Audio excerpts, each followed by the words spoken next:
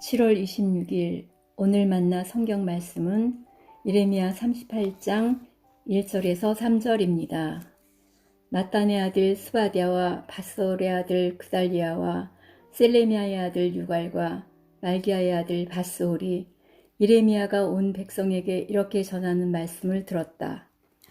나 주가 말한다. 이 토성 안에 머물러 있는 사람은 전쟁이나 기근이나 연병으로 죽을 것이다. 그러나 바빌로니아 군인들에게 나아가서 항복하는 사람은 죽지 않을 것이다. 적어도 자기의 목숨만은 건질 것이며 계속 살아남게 될 것이다. 나 주가 말한다.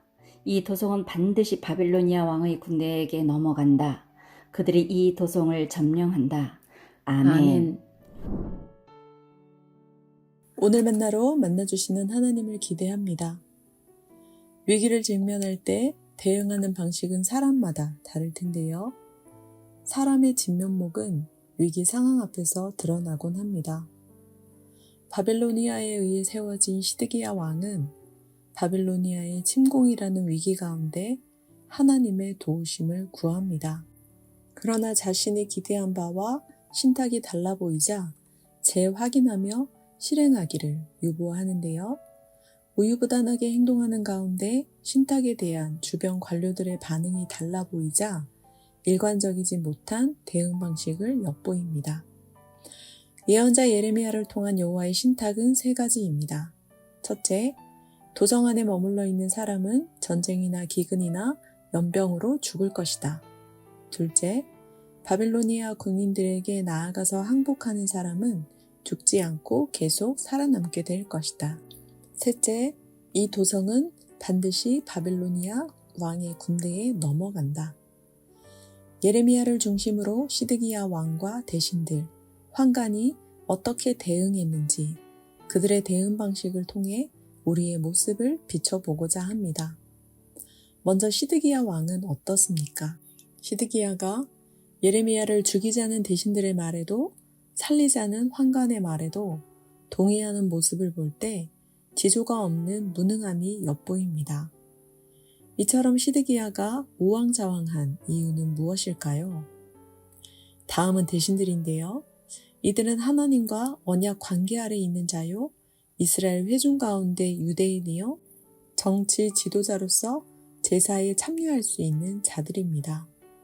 그러나 예언자 예레미야가 평안을 구하기보다 재앙을 재촉한 점, 도성에 남아있는 군인과 온 백성의 사기를 떨어뜨린 점에서 예레미야를 죽이려 했습니다. 그들은 사뭇 사기 진전을 위해 군인과 백성을 위하는 것 같습니다. 그러나 결론적으로는 잘못된 판단이었는데요. 그 이유는 무엇입니까? 시드기야 왕이 우왕좌왕한 이유, 대신들이 잘못된 판단을 내린 이유를 에벤멜렉을 통해 살펴볼 수 있는데요. 그는 하나님과의 언약 밖에 있는 자요, 제사에 참여할 수 없는 환관이며 이스라엘의 회중에 들 수 없는 비유대인입니다. 그럼에도 왕의 종이라는 뜻을 지닌 에벤멜렉은 하나님을 믿었고 예레미야가 전하는 신탁을 믿었습니다. 그 결과 누가 악한지 분별하며 왕의 종으로서 시드기야 왕에게 충원할 뿐만 아니라 진정한 왕이신 하나님의 종을 구하는 데 일조했는데요. 시드기야 왕이나 대신들과 달리 에벤멜렉의 영적 분별력은 어디서 왔을까요? 디모데전서 6장 15절 말씀입니다. 정한 때가 오면 하나님께서 주님의 나타나심을 보여주실 것입니다. 하나님은 찬양받으실 분이시요 오직 한 분이신 통치자이시요 만왕의 왕이시요 만주의 주이십니다. 아멘.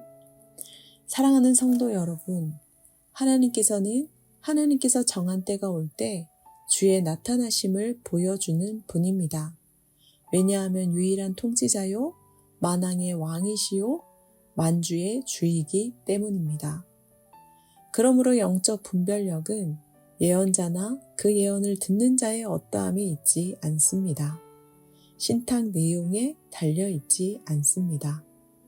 신이 사람을 매개자로 하여 그의 뜻을 나타내거나 인간의 물음에 대답하는 점에서 영적 분별력은 하나님과의 관계에서 출발합니다.